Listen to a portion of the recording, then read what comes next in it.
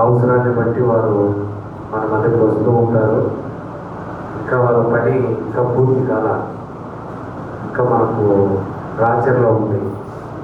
ఆ రాచర్ల పని పూర్తి అవ్వాలి కాబట్టి ఇంకా పనులు ఉన్నాయి. సండే స్కూల్ పరిచయం కూడా ఇంకా పూర్తి కాలేదు కనుక ఇవన్నీ బాధ్యతలు ఉన్నాయి. ఎక్కడున్నా ఆ బాధ్యతలు వారు మోస్తూనే ఉంటారు. మరి కరుణ కూడా ఉన్నాడు, ఆయన తాడిపత్రిలో ఉంటాడు, కానీ వారం వారం మన మధ్యకి వస్తారు. దాదాపు 50 కిలోమీటర్లు ప్రయాణం చేసి వస్తూ ఉంటాడు. ఎందుకంటే స్థానిక సంఘం మరి ఇక్కడ వారు చాలా ప్రయాసపడ్డారు, కష్టపడ్డారు. ఈ కొండ ప్రాంతాల్లో నేను కూడా ఇన్ని రోజులు ఉన్నానంటే వారు ఉండడం వల్ల అన్నమాట.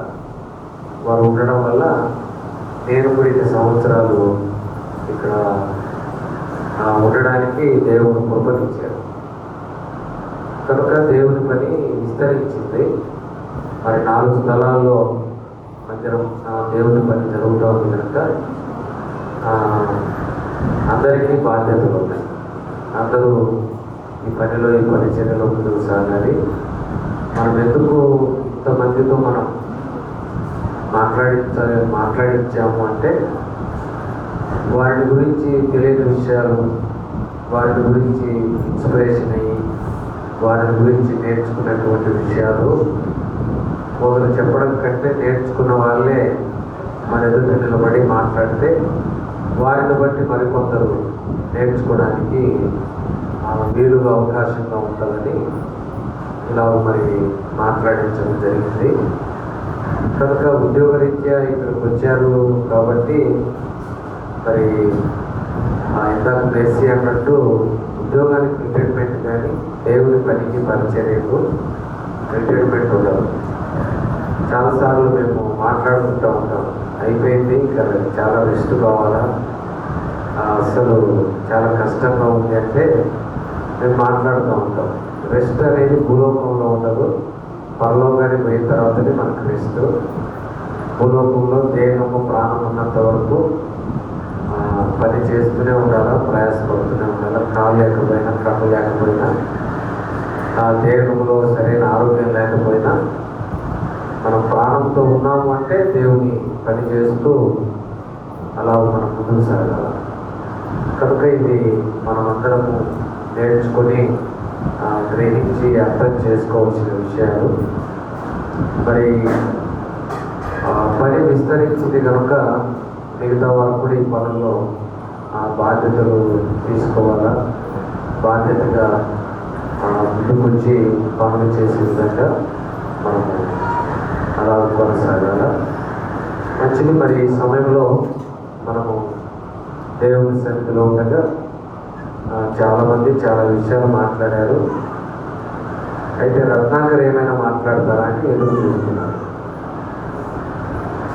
పుష్పమ్మ కానీ రత్నాకర్ ఏదైనా అంటే కొంత వాళ్ళు ఏమన్నా సంఘానికి అంటే వాళ్ళు వస్తూ ఉంటారు, కాదని కాదు, కానీ కొంత ఈ సమయంలో కొంత ఏదైనా అంటే మాట్లాడడానికి కూడా కొంత ఎవరికి మానసికమైన స్థైర్యం లేదు. సరే, మంచిది. మరి ఇంతవరకు కూడా మనం చాలామంది మాట్లాడారు, చాలా విషయాలు మనం విన్నాము. మరి వాటి నుండి మేము నేర్చుకున్నాము అంటున్నారు కదా.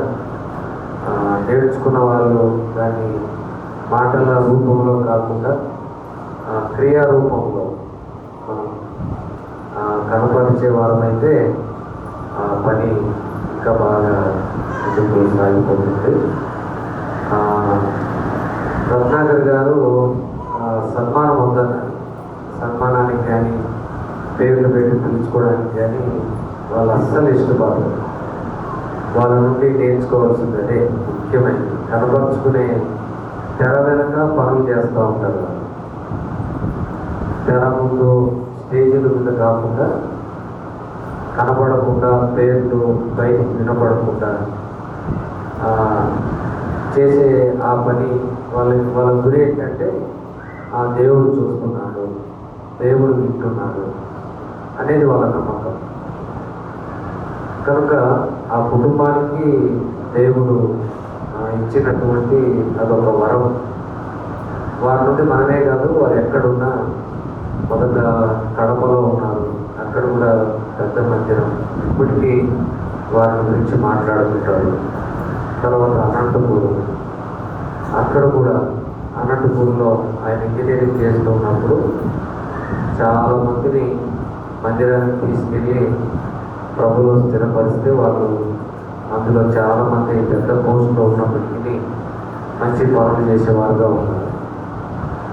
అలాగూ వనపర్తి, మహబూబ్నగర్, కర్నూలు, నంద్యాల, ఎక్కడ పనిచేసినా కూడా అక్కడ సంఘాలు. ఆ కుటుంబం ఇక్కడికి వచ్చినప్పుడు మరి అంటే రత్నాకర్ సార్ వారి తండ్రి గారైన రామలింగారెడ్డి సార్ గారు మంచి ప్రార్థన పనులు, గంటలు గంటలు ప్రార్థన చేస్తారు. ఎప్పుడు నిద్రపోతారో తెలియదు కానీ ప్రార్థన చేస్తూనే ఉంటాడు. అది ఒకరోజు ఇద్దరము ఒకే రూమ్లో ఆ రాత్రి ఉండడం వల్ల నేను దాన్ని గమనించినాను. కనుక వారి ప్రార్థన, అలాగే మరి ఆ కుమారుడు, అలాగే కుసుమమ్మ గారి సమర్పణ, ఇవన్నీ బలంగా మన మధ్య పనిచేసేవి కాబట్టి దేవుడి పని చాలా బాగా అద్భుతంగా జరిగింది. కాబట్టి వారు ప్రారంభించి కొనసాగించిన ఈ పని, వారిని మనం పూర్తి తీసుకుని మనమందరము ఆ పనిలో పాలి భాగస్థులమై చేయాలి.